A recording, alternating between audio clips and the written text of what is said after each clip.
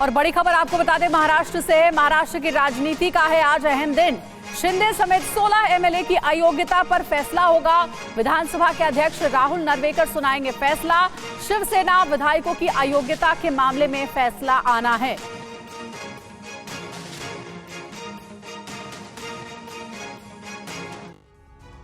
शिवसेना विधायकों की अयोग्यता पर फैसले से पहले महाराष्ट्र विधानसभा के स्पीकर का बड़ा बयान भी सामने आया है। दरअसल शिवसेना विधायकों की अयोग्यता की याचिका पर सुनवाई पूरी होने के बाद आज विधानसभा अध्यक्ष राहुल नार्वेकर अपना फैसला सुनाएंगे। लेकिन मुख्यमंत्री एकनाथ शिंदे से हुई उनकी मुलाकात ने विपक्ष को मुद्दा दे दिया है। उद्धव ठाकरे ने भी इस मुलाकात को लेकर सवाल उठाए हैं कि क्या एकनाथ शिंदे और राहुल नार्वेकर की मिली भगत है। उद्धव ठाकरे के इन सवालों को राहुल नार्वेकर ने बेबुनियाद बताया है। जब ऐसे आरोप जिनमें कोई तथ्य नहीं रहता है वो किए जाते हैं, तब उसका हेतु एक ही होता है, निर्णय प्रक्रिया पर दबाव डालना। और मैं समझता हूं जो व्यक्ति भूतपूर्व मुख्यमंत्री रहा है उसे तो मालूम होना चाहिए विधानसभा अध्यक्ष का कार्य क्या रहता है, उनकी जिम्मेदारियां क्या रहती है। विधानसभा अध्यक्ष मुख्यमंत्री दोनों विधिमंडल बोर्ड के सदस्य रहते हैं। राहुल नार्वेकर आज शाम 4 बजे के करीब शिवसेना विधायकों की अयोग्यता वाले मामले पर फैसला सुनाएंगे।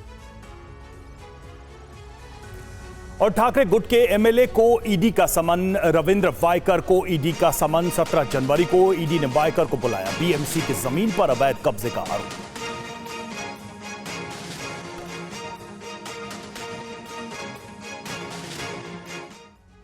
एक और अहम खबर है। मिशन लोकसभा पर बीजेपी की लगातार बैठक। बीजेपी के राष्ट्रीय महासचिवों की बैठक अध्यक्ष जेपी नड्डा ने बड़े नेताओं को दी है जिम्मेदारी। राम मंदिर का काम प्रचारित करने का प्लान बनाया गया है।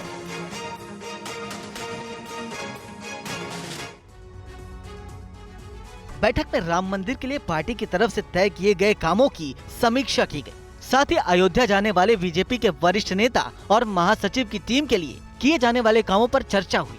बैठक में मौजूद बीजेपी के राष्ट्रीय महामंत्री बीएल संतोष, सुनील बंसल, विनोद तावड़े और तरुण चुग ने बीजेपी अध्यक्ष जेपी नड्डा से अयोध्या में किए गए कामों को लेकर विस्तृत जानकारी दी।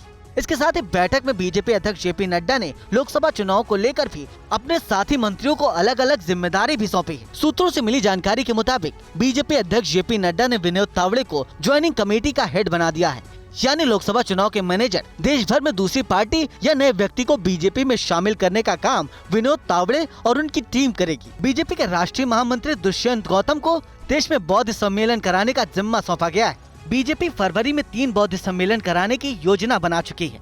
3 बौद्धिक सम्मेलनों में से एक को खुद पीएम मोदी संबोधित करेंगे। साथ ही मीटिंग में लोकसभा चुनाव के मद्देनजर चल रही तैयारियों की समीक्षा की गई और प्रगति रिपोर्ट पेश किया गया है।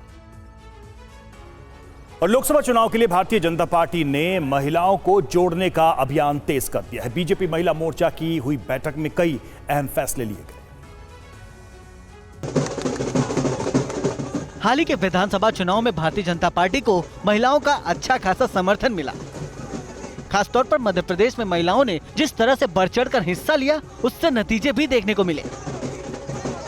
यही वजह है कि अब पार्टी लोकसभा चुनाव में देश भर में महिलाओं को जोड़ने के अभियान में विस्तार पूर्वक रणनीति बनाना शुरू कर दिया है। लोकसभा चुनाव की तैयारी के लिए बीजेपी महिला मोर्चा की बैठक हुई, जिसमें फैसला लिया गया कि जनवरी के आखिर और फरवरी में पार्टी 2 बड़े महिला अधिवेशन करेगी। प्रत्येक महिला अधिवेशन में कम से कम 25,000 महिलाएं मौजूद रहेंगी। एक महिला महाधिवेशन आंध्र प्रदेश के विजयवाड़ा में आयोजित होगा, जबकि दूसरा मध्य प्रदेश में होगा। एक महाधिवेशन को प्रधानमंत्री नरेंद्र मोदी संबोधित करेंगे, जबकि दूसरे को गृह मंत्री अमित शाह या फिर बीजेपी अध्यक्ष जेपी नड्डा संबोधित कर सकते हैं। बीजेपी की बैठक में ये तय हुआ है कि देश के महिला लाभार्थियों का बड़ा सम्मेलन बीजेपी आयोजित करेगी। हालांकि इसकी तारीख अभी तक तय नहीं हो पाई है। बड़ी खबर है। सीट बंटवारे पर इंडिया की बैठक। कांग्रेस के साथ समाजवादी पार्टी की बैठक। यूपी की सीटों को लेकर के समाजवादी पार्टी के साथ बैठक। 12 जनवरी की बैठक में होगा अंतिम फैसला। कांग्रेस नेता मुकुल वासनिक के घर पर यूपी की सीटों को लेकर समाजवादी पार्टी की बैठक हुई। बाद में समाजवादी पार्टी के नेता रामगोपाल यादव ने कहा कि सभी सीटों पर चर्चा हुई। अगली बैठक 12 को जल्दी सब हो जाएगा, डोंट वरी। कोई लड़ाई नहीं, कोई मनमुटाव नहीं, कोई मनमुटाव देखा नहीं किसी के। देखो चले देखिए सलमान साहब जा रहे हैं और लोग जा रहे हैं, they are all happy. Meeting जो है बहुत सौहार्दपूर्ण वातावरण में हुई है और जो बातें होनी चाहिए थी वो हुई हैं और जल्दी ही निर्णय आपके सामने आएगा। 12 तारीख को दोबारा मीटिंग है। अगली बैठक 12 जनवरी को होगी, जिसके कई अंतिम समझौते हो सकते हैं, जिससे साफ है कि फिलहाल अंतिम तस्वीर क्या होगी इस पर बात होनी है। यूपी में लोकसभा की सबसे ज्यादा 80 सीटें हैं। समाजवादी पार्टी के अध्यक्ष अखिलेश यादव ने कुछ दिन पहले ही कहा था कि उनकी पार्टी यूपी में 65 सीटों पर चुनाव लड़ेगी और बाकी सहयोगियों के लिए छोड़ देगी।